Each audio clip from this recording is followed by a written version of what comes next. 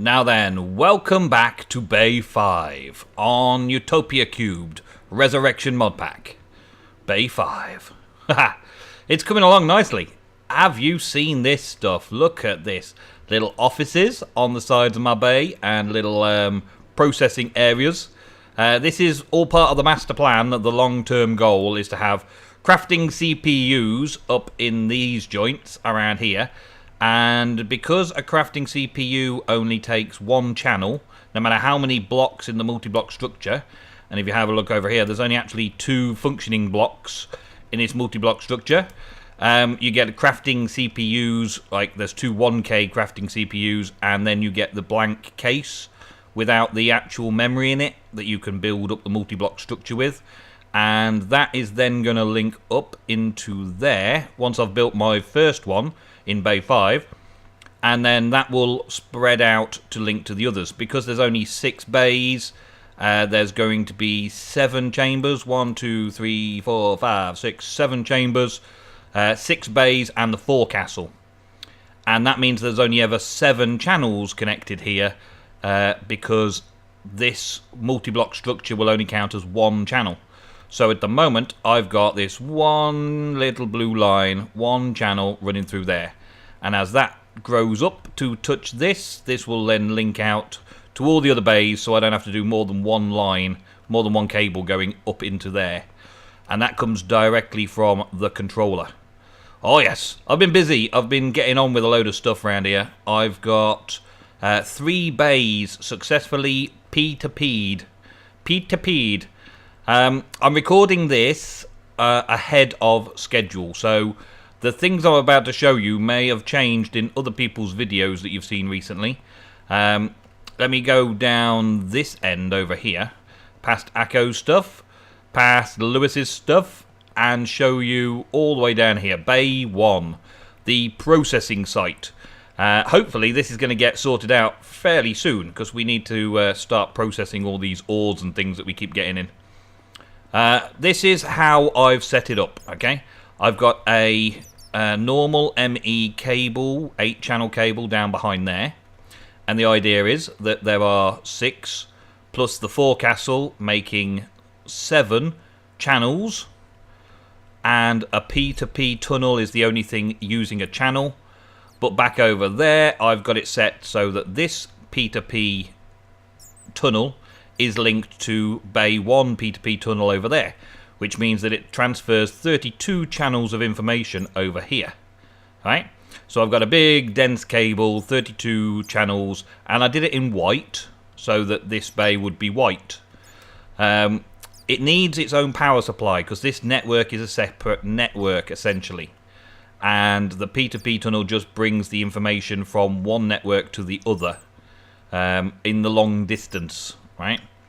So I needed to have an energy acceptor coming off the node here so that the minion cube, which is massively full, can feed power into this particular system, and then this has got 32 channels available to come off it in whatever directions, wherever we decide to take them. At the moment, I've only set up these first 2 things. I've got a terminal which has access to everything on the ship, and I have a ME drive with some stuff in this ME drive already, because things get stored where they get stored, right?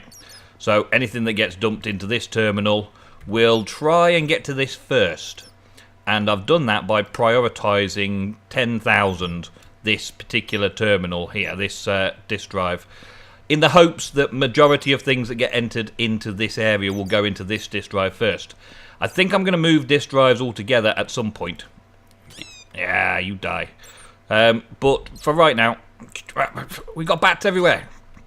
The lighting in this cave of a place is causing bats to spawn. And we've only got 1 robot. We've only got 1 golem defense guard that's trying to do all the work. Lewis's on Bay 2, which he may have done another episode before this comes out, so this may be 1 stage before. This was his last episode, which came out on Sunday, where he awesomely sorted out the new energy converters to make this big copper nickel blast furnace thing that I don't really understand what it actually does. Probably makes a screw or something. Greg Tech. That's probably what it is. It just makes nails or something. That's about it, yeah. All this power and stuff that he's got sorted out for it. Awesome. But he likes cyan. So I put cyan as the colour for this bay. And it's exactly the same setup up here. The 32 channels coming in. And he's got a controller and his own little disk space as well. So only got a couple of items in that disk space. And I've done the same there to prioritise it. 10,000. In the hopes that that will actually do some use. I don't actually hold my breath that that's going to work. And it doesn't really matter at the end of the day because all of the disk drives are going to end up stored away somewhere. And we will then be able to put everything into the AE system. But this has access to everything in the AE system at the moment, which is awesome. Okay, and the way that I've done that, the same here with Akos, only I haven't put a coloured cable in for Akos yet. The way that I've done that, and I haven't done Rorax yet, and I haven't done Nicholas yet because I ran out of materials and time doing it. Let me get that sentence out. The way I've done that is taking a memory card, okay? A memory card. It's easy enough to make a memory card. We've got a calculation processor and a few ingots and a bit of redstone, okay? So a memory card takes the data from one place and puts it onto another. So I shift right click a P2P over here for bay 1 and then go and right click the bay 1 P2P and that connects the two. Then I shift right click bay 2 and go and right click bay 2. Then I shift right click bay 3 and go and do bay 3. And I'm going to do the same for bay 4, bay 6 and forecastle. Even though this says bay 5, I realise that I don't really need bay 5 because I've got all of the channels in bay 5. I've got all the channels I need in bay 5. So I don't need to actually P2P into this bay at all because I'm already in here.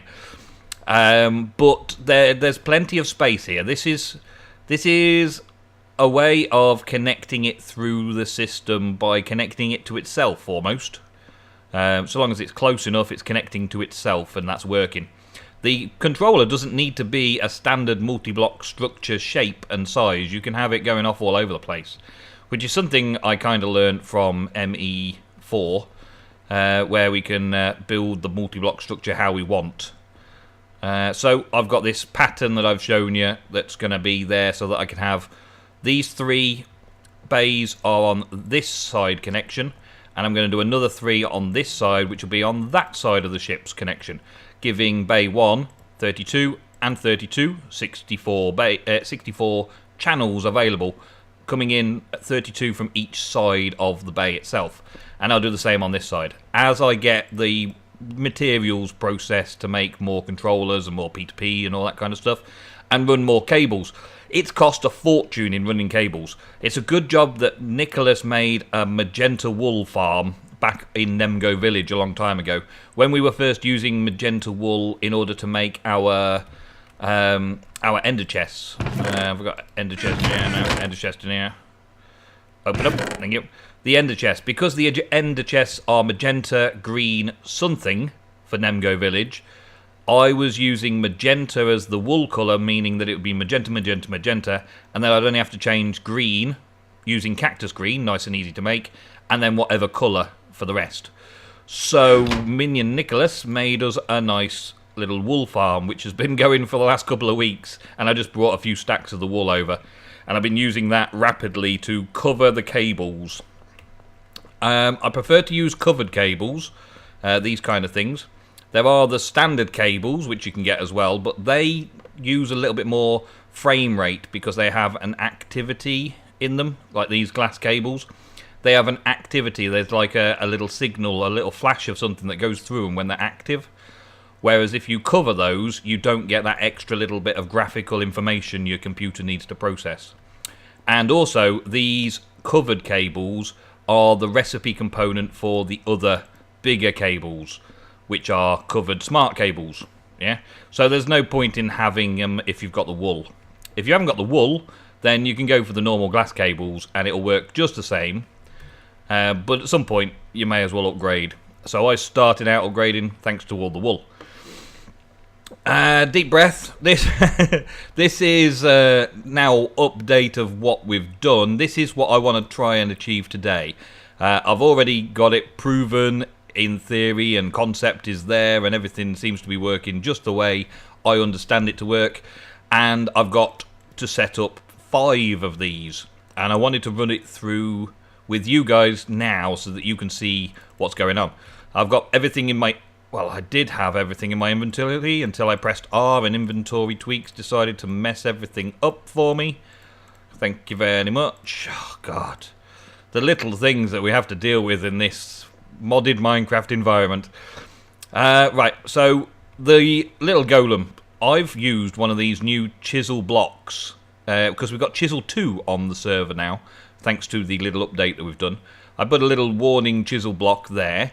And I've also put some carpenter's barriers with some little chisel block warning strips, the same as we use the warning strips up here. Just so that you can't get close enough to the golem chamber in order to pick out the seeds. You have to physically try to get the seeds out of the chamber. So it's still possible to suck up the seeds, but when you're here, it's not here. You can't... These traveller's boots take you up a step, so you just push forward and go up a step. Over here, because it's a step and a half, you can't just accidentally run onto it and up to it, and you can't pick up the seeds, which is good. I still haven't figured out exactly how I'm going to control the crystal accelerators yet, though. At the minute, I've just got this toggle bus still on here, and I just flick a switch and it turns it on, which activates those guys there, and I turn it off and it deactivates the power to those guys there. That's all I've got at the minute. I'm trying to decide how best to do it with level emitters and things like that. The trouble... Well, I've got plenty of troubles with it, and none of my immediate ideas work out, so I'm going to have to find a new cunning plan for that. I've also set up the energized crystal charger thing. The charger thing. The charger itself needs power coming in from the top or the bottom. So the cable going in the top there gives it power, and then it's got 3 things inside it. Three devices that actually control everything for me. In that corner over there, we've got an import bus, right? Which is set to only import charged Certis quartz crystals. So it will pull out the crystal once it's charged and put it back into the AE system.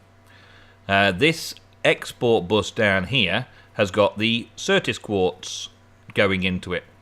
And I've put a redstone card in here so that I could give it a redstone signal to turn it off. So it's active without a redstone signal. So it will keep putting Certis quartz into the charger when it hasn't got a redstone signal. And that's what you need this little redstone card for, which I'll show you how to make in a little while. And then I've got a level emitter here, which is giving that a redstone signal.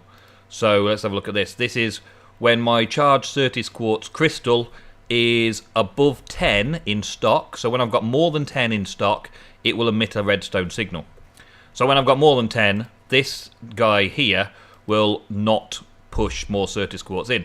As soon as I drop down to 9, it will push a Certis quartz in there, and then this will take it back out. It'll turn to 10, and this will shut off and stop doing it.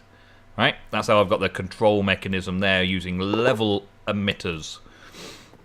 I'm going to do a similar thing with level emitters here, which is why I'll probably need the redstone card to show you how to make it soon enough. I've got some level emitters here. I've got 5. I've got 5 import and export buses made up. I think I have some cables from somewhere that I've had. And I've even got a batwing. Well, thank you very much. We've got a thing with these silicon presses. Back at Nemgo, I've shown you how I process things by hand.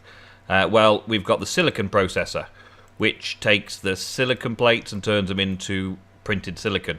We've got the calculation press, which takes pure Certis quartz and turns it into printed calculation circuits. We've got the logic press, which takes gold and puts it into logic circuits. And we've got the engineering press, which takes diamonds and turns them into engineering circuits. And then I combine these 3 with a printed circuit and some redstone to make the actual processors that I need in Applied Energistics. I've been making them all by hand, and it's getting very, very weary. I've been going back to Nemgo, sitting there, just making, taking stuff in, putting stuff in, boring as hell. I need to get this set up, and it wasn't until I had sort of like the area I wanted it to work in set up that I wanted to actually start doing it. So let's without further ado, let's get cracking on, shall we? These have to be automatically set up. Now, with this particular rig, this setup here, I've got a level emitter aimed down at this block here. Because these guys are so close together, they're going to share this block here. And that means the level emitter will work on both the import and the export. So, don't want that. I'm going to have to change that. So, I'm going to make an extra space. So, there's going to be 2 between them. That's the plan. Okay, so let's set that up over here as well. I want to make this as neat as possible, so I'll put some of these blocks down a bit later on. So we're going to go 2 and then the thing. There we go. And there we go. And I'll put these black down here. And that will then be that this is the last block here. There we go. And, well, that'll go in there somewhere. Okay, so we've got a fair spread just for this little bit of working out that we've got to do. We're going to start with doing the exports. Imports and exports are difficult to understand, potentially, but we're going to do them as slowly as possible. So, first off, I'm exporting into this. So that means I'm going to be sending stuff from the Applied Energistics system, in this case, silicon plate, into this device, and that's going to bring it into this slot here. Boom, boom, boom, that slot there. I'm going to do the same on here, and that one's going to be set up to take the Certis quartz, the pure Certis quartz. Same on here, and that one's going to be set up to do gold. And the same on there, and that one's going to be set up to do diamonds. Now, I've got to set up a level emitter to stop these from constantly putting all our resources into these presses. Let's just quickly set up the outputs.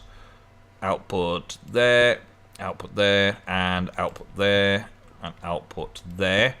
Now, the output should only be able to output stuff from the particular side, but an output bus actually takes everything out. So what I'm going to set up here is only take out the printed press. So we're going to be exporting silicon plates into the device and importing the printed silicon once it's done from the device. In this case, we're going to be taking these guys out. And in this case, the gold. And in the final case, the engineering circuits. There we go. So now it's set to push diamonds in and take printed engineering circuits out. And we can now put these in the right places. So they sit just there. Just sit there all the time. The presses don't need to go in and out. They just sit there. There's potentially a solution for putting all of this into one device. But I got loads of space around here and I want to make the most of all the loads of space and have lots of cool things. So I'm doing it the easier method of having the inscriber sitting inside there all the time. What we've got to do next is try and get ourselves a level emitter on the back here. So I'm going to put that one on there and then take it back off again. Seems strange maybe. I could possibly do it another way. Where did that go? Where did it go? Where'd it go? Oh, it disappeared. Never mind. But we're going to put level emitters on these, and that level emitter is going to go there, and I'm going to set this level emitter to emit a redstone signal when this silicon, when printed silicon runs below 10, or rather emit when levels are above or equal to the limit. So when I've got 10 or more in the system, it will emit a redstone signal, right? The same with these guys, only each individual one that's actually in there. So it won't send resources to the inscriber unless I've actually got a need for the resources. Okay, so I'm going to quickly set those up as well. There we go. And that one. And that one. So this one's going to be the circuit, the calculation circuit, and we're going to give that 10 and emit a redstone signal. This one's going to be the logic, and that's going to be 10, emit a redstone signal. And this one's going to be the engineering, 10, emit a redstone signal. So at the minute we've got all the component parts that we need in there, apart from one key ingredient. The key ingredient is that this has not got the ability to turn off when it receives a redstone signal. So that's what we're going to need these little cards for. And I think I maybe have one. Nope, I don't. Okay. Card. We got the advanced cards, but we need basic cards for this. So we've got 2 per go, so I'm going to need to take 4 out. Okay, so I've got 4 of them in there now. Now I need some redstone torches, which I can craft in the A system. I'm going to need 4 of those as well. It's just easier that way. I'm missing sticks. Okay, so I'll have to manually make it. God, I'm so behind the times having to manually make stuff. And I don't have any wood in there either. Do I have some wood in here? Do I have some wood in there? Yeah, I've got some sticks in there actually. Let's do that. Eventually I'll have all these vanilla crafting recipes. I've got vanilla wood in there. Oh, I don't know. Let's just make them by hand for now anyway. I've just clicked the wrong button, so I'll make it by that.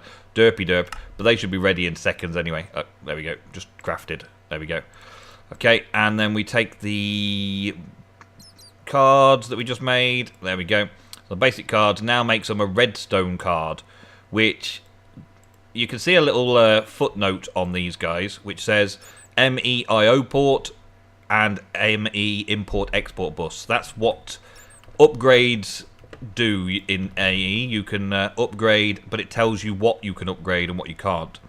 So I'm upgrading an export bus with a redstone. There we go. So when we receive a signal, we want it to stop. So it's only active without a signal. So the signal kicks in when we've got 10 or more printed silicons. So it will stop it from pushing in silicon plates when we've got 10 silicons. And that's what we want to do with all of them. We want to set them all up to only be active when there's no signal. I don't know where I'll put them. I'll put them there. Okay. Only active without a signal. There we go. You can change this around and do it so it's only active, always active with a signal, and activate once per pulse. There's all these extra little options that you can use to set up, but this is just the basics.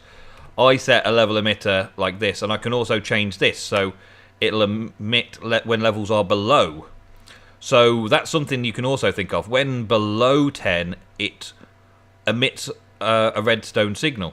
When it's below 10, so it like turns the machine on, turns the redstone torch on when it's below 10. That could be another way round. It's perfectly legit both ways round. It doesn't really matter. And now we've set those, I've got to put the cables on there, the cable on here and here, the cable on to connect all of this up together. And in theory, it should work for us. Now, I want to keep it neat and tidy, so I've got to think of symmetry here as well. So we're going to go bang on there.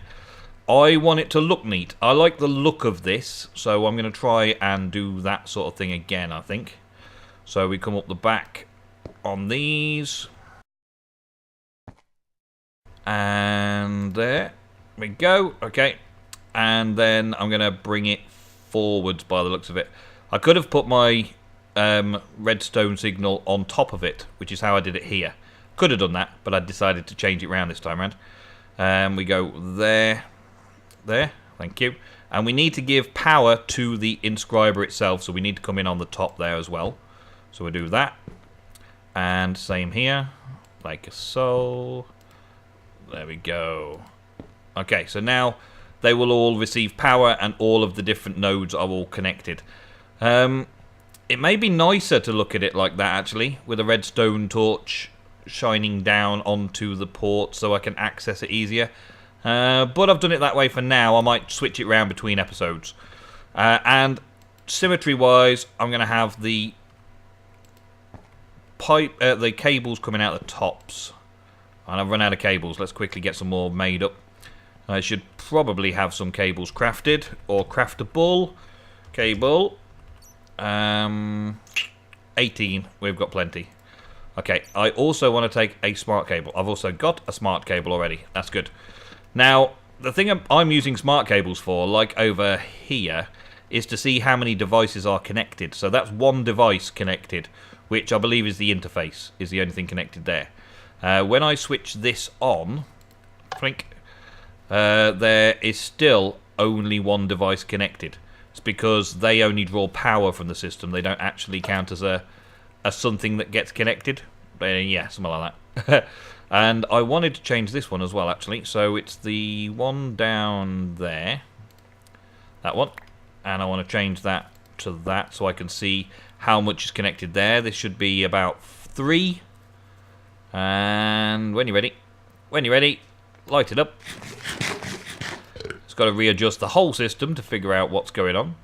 There it is, 3 bars. Okay, so 3 bars there, 1 bar there equals 4 bars total going into the system. I actually want to centralize this cable as well. I want to bring it in so it's like here, I think. So then it can go straight into the center of this one. Between these 2 parts, I'll bring it out from there and take it over there instead of that bit there. Just trying to keep the place looking tidy. The little cosmetic details I can do at any time, though. I'm not needing to do it right now. And another thing is it comes back 1. Maybe I should do that as well, but I've got this post in the way. Yeah, I can't use it because of the post in the way there. So we'll do it straight up to the ceiling from right in front of us here. Okay, and connect all the way along here. There we go. So we shouldn't have more than 8 on here. We've got 3, 6, 9, 12. So yes, it is more than 8. So maybe I need to do 2 runs and not connect them in the middle there. Take that connection out. Okay, and let's have cable running down the side. Oh, that's going to be off symmetry now as well. Oh dear. Symmetry is important in Minecraft. In case you're not aware, people. Symmetry is important. Let's do 2 more. And then let's use some of these cables to come across or down. Let's bring that one down. 1 more there, 1 more there. And then this across here. Let's get the first one set up right. Hopefully I haven't forgotten anything, and when it hooks up to the system, it will not automatically do everything automatic. Look, there we go, we've got gold going in there, so obviously these printed logic presses are not up to 10 yet. Let's have a quick look. Logic. Yeah, we've only got 2 in at the minute. So it's now going to quickly make those. So I'm going to stick all this stash of stuff back in there quickly. Just so that it makes all of those circuits to 10. Let's have a look at circuits. Yeah, so it should try and make all of these circuits to 10 now. Starting with the gold and put the diamonds in and all that as well. Which means that I'll have a supply of 10 of them all the time. So that when I need one for the final part of the crafting, it will do that. You see it's already putting diamonds in and pressing them and sending them out and so on. And it will stop when it gets to 10. I need some more of these as well now. Like 4 or 5. Let's see how many I've got of those smart cables. And cables. We've got 1. So I'm going to craft another, well, 10. I'm probably going to need them. I'm going to need all this. Get going. Craft it all up for me. It's fairly swift crafting, as you can see. There's another 10. Done. Loving it. Loving the speed in which the applied energistics crafting works. But this just goes to show that this section over here is 1, 2, 3, 4, 6. 6 off that section there. And this section here is going to be another 6. I should think. When it updates properly, it should be. And now this is immediately starting to make these for me as well. So it'll print them, it's got power, it'll be printing them and making them and taking them out and so on. There we go. And it just keeps adding the next one in. And it's just going to auto-process all these. You see these 2 have now stopped because it's done the first 10. These 2 are now going to continue until it's got 10 in there as well. And we should have 10 of each circuit. Circuits, there we go. We've got 11 printed logic circuits, printed engineering ones. We maybe only had 1 diamond available for it. Oh well, never mind. Diamonds. Yeah, we don't have enough diamonds in the system yet. I know Akko's got a nice little farm next door, so we'll soon get loads of diamonds into the system as well. But that should just keep processing all of that. And apart from a little bit of tarting up around the edges, these blocks I'm not so keen on right now. I've been using them a lot, and the more I use them, the more I'm getting sort of like fed up of using them. So I may decorate this slightly differently, just to make it look a bit more stable and secure. Yeah? Alright, well, that's it for this episode, guys. Thank you very much for watching another episode of Utopia³ on the Resurrection mod pack. Playing around in Bay 5. Thank you, and goodbye.